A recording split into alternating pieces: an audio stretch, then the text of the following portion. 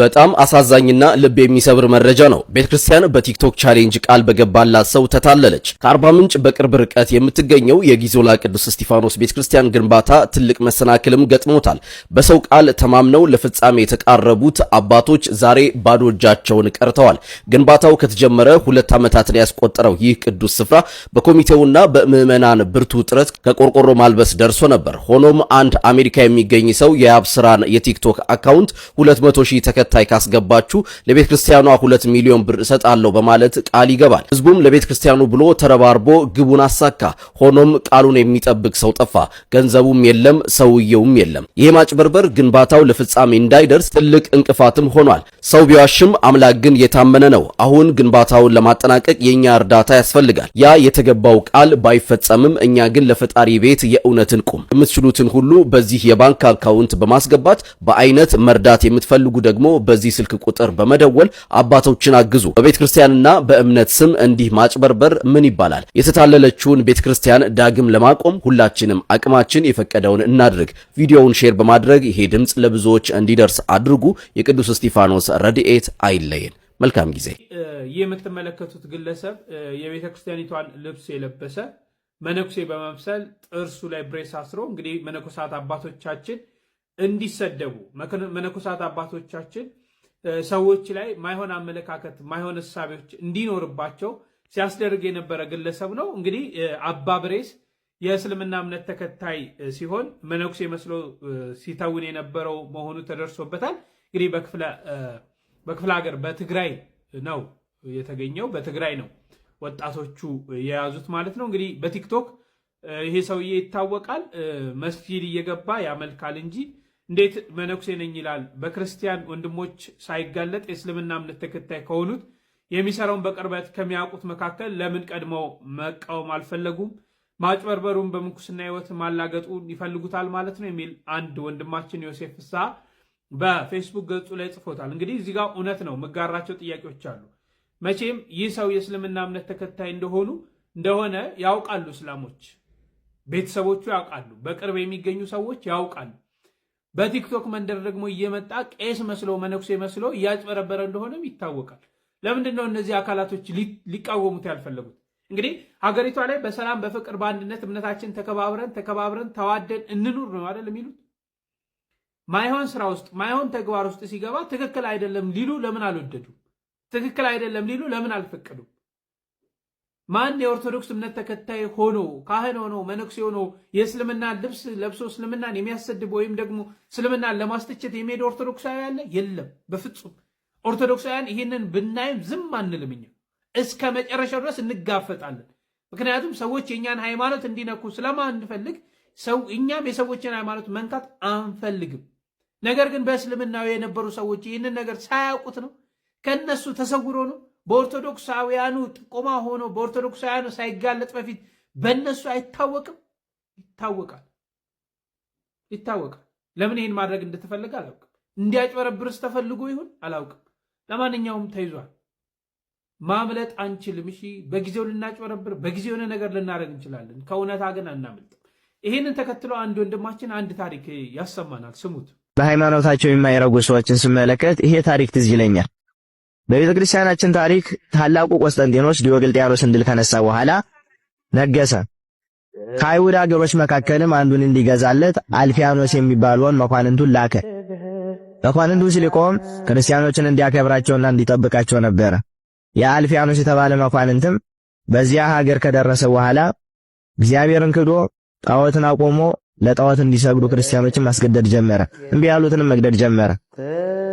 ከዛም በኋላ ብዙ ክርስቲያኖች ላንተ ለረከሱ ጣዖት እኛ አንሰግድም ብለው ሰማዕትነትን መቀበል ጀመሩ። በዚህ ሀገርም የሚዋደዱ 40 ወታደሮች ነበሩ። እኛ 40 ወታደሮችም ስለ ክብር ባለቤት ስለ ክርስቶስ ብለን ደማችንን እናፍስስ፣ ይሄ ምድራዊ ሕይወት አላፊ ጠፊ ነው፣ ሰማያዊ ሕይወት ግን ዘላለማዊ ነው አሉና ትድርናቸውን ጥለው ምቾታቸውን ትተው አግሪጎላዎስ በሚባል መኮንን ፊት ሄደው ቆሙ። እኛ ክርስቲያኖች ነን፣ የክብር ባለቤት ኢየሱስ ክርስቶስን ብቻ ነው የምናመልከው ብሎ ትጥቃቸውን ፈቱ። እዚያንም ጊዜ እንዲገርፏቸው እንዲወግሯቸው አስደረገ። ብዙ ስቃይ ያደረሰባቸው። በዛ አካባቢም ወሸባ ቤት ነበረ፣ ሻወር ቤት። እዛ ቦታ ላይም በጣም ውርጭ የበዛበት ከቅዝቃዜ የተነሳ ሰውነትን የሚቆራረጥ ቀዝቃዛ ውሃ ነበርና እነዚህን 40 ወታደሮች ወደዛ ውሃ እንዲከቷቸው አደረገ። እነዚህ 40 ወታደሮችም ብዙ ጊዜ እዛው ውስጥ ኖሩ። ከቅዝቃዜ የተነሳ ሰውነታቸው መቆራረጥ ጀመረ። ከነሱ መካከል ግን አንድ ወታደር በመንፈሳዊነት ጀምሮ በስጋቢነት ጨረሰው። የሚታይ የሚጨበጠውን መከራ ብቻ ማየት ጀመረ። ሰማያዊውንና የማያልፈውን ዘላለማዊ ክብር ግን ማሰብ አቆመ። ከዛ ምን ብሎ ተናገረ? እኔ በእናንተ አምላክ አምናለሁ፣ ከዚህ ከቀዘቀዘ ውሃ አውጡኝ ባካችሁ አላቸው። በዚያን ጊዜ ደስ ብሏቸው ከቀዘቀዘ ውሃ አውጡት። በዚያ ቅጽበት ግን ብዙ ጊዜ ቀዝቃዛ ውስጥ ነበርና የሞቀ ውሃ አገኘው ብሎ ሄዶ እዛ ውሃ ላይ ታጠበ። የቆየበት ቅዝቃዜ አሁን ካለበት የሙቀት ዋጋ ሲጨመር ያንን ወታደር ገደለው። በዚያን ጊዜ ያ ወታደር ያን ሁሉ ጊዜ እንዳልተጋደለ ለአንዲት ቀን ተድላ ደስታ ብሎ ወጥቶ ከዛ ስቃይ ሞተ። ሰማያዊውን ክብራታ የፈለገው ምድራዊ ነገርም አላገኘም፣ ሞተ፣ ተቀጨባቸው። እነዛ 39 የቀሩት ግን መጋደል ጀመሩ። ከብዙ ጊዜ በኋላም የእግዚአብሔር መላእክት 40 አክሊላትን ይዘው ወረዱ። እያንዳንዱ ላይ አክሊሎቹን ማስቀመጥ ጀመሩ። ለነዛ ወታደሮች ሰማያዊ አክሊል። ግን 40ኛው መልአክ አክሊሉን ይዞ እያዘነ ቆመ። ለምን? ያ ወታደር ወጥቶ በእነሱ አምላክ አምኖ ሞቷልና። በዚያን ጊዜ አንዱ ወታደር ቀና ብሎ ሲመለከት 39ኙ ሲያለብሷቸው አንዱ መልአክ ደግሞ እያዘነ ቆሞ አገኘው። በዚያን ጊዜ ትጥቁን ፈታና እኔ ክርስቲያን ነኝ በእነዚህ ሰዎች አምላክ አምናለሁ አለና ያ ሰውዬ ከወጣበት ውሃ ዘሎ ገባ። በዚያን ጊዜ ስቃይን ተቀብሎ ያ 40ኛው መልአክ 40ኛውን አክሊል አለበሱ። በዚያንም ጊዜ እነዛ ወታደሮች አክሊልን ለበሱ። ቶሎ እንዲሞቱ ብለው ጭንጭኖቻቸውን ሊቀጠቅጧቸው ወታደሮች ሲመጡ እግዚአብሔር ጭኖቻቸውን እንዲቀጠቅጡ አልፈለገምና ነፍሳቸውን ከስጋቸው ለየ። በዚያን ጊዜ እነዛን ወታደሮች በጭነት አድርገው ወደ ወንዝ ጣሏቸው።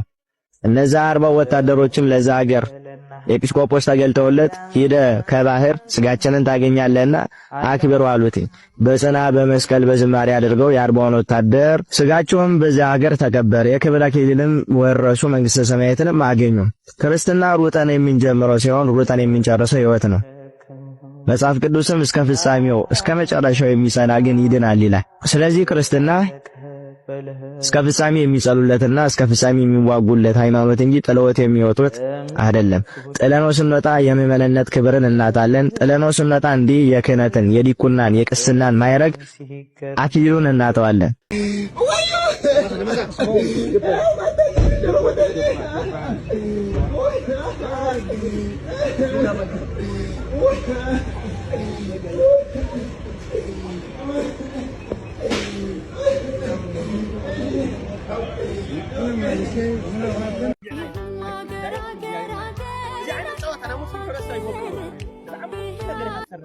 ብልኩዕ መፂና ነና ንመስቀል ሒዝካ መቋሚያ ሒዝካ ብጎንና ሳለመ ናመኖክ ስክዳን ገይሩ ተዋሂዱ ምጽምስ ወልና እንደገና እዚያ ቀይርካ ግኒናካ።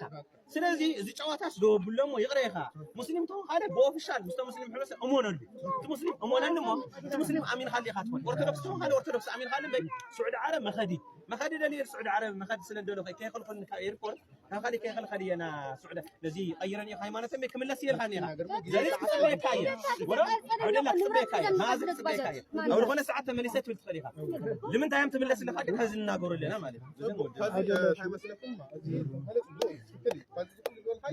እሱን ሕደጎማ አነ ብድሌቴ ላውስል ምን ማምላአቶም ናይ ቅዱስ ቤተ ክርስቲያን ምስጢር ለቤተ ክርስቲያን እናገራ ነገር የለኝ። አነ ሃይማኖት ይዘ ማንም ሃይማኖት ይዙ ተወራያለና መስቀለረኪውሃና ዘውዘው ታክሲው የወጣት ነው ማለት ነው። ባህላ ኢተማዲ ዲቴንታ ዳጋው ስራዎት ይለገልግላልካ ብዙ ተሰው ይጣፋ እዛ አሌክስ ሱርዲ ገለል ግሪክ ሮሚ እሞ ማሙል ካተና ጀርካ ግን ከዚ ይከርታና በቃ ወዲና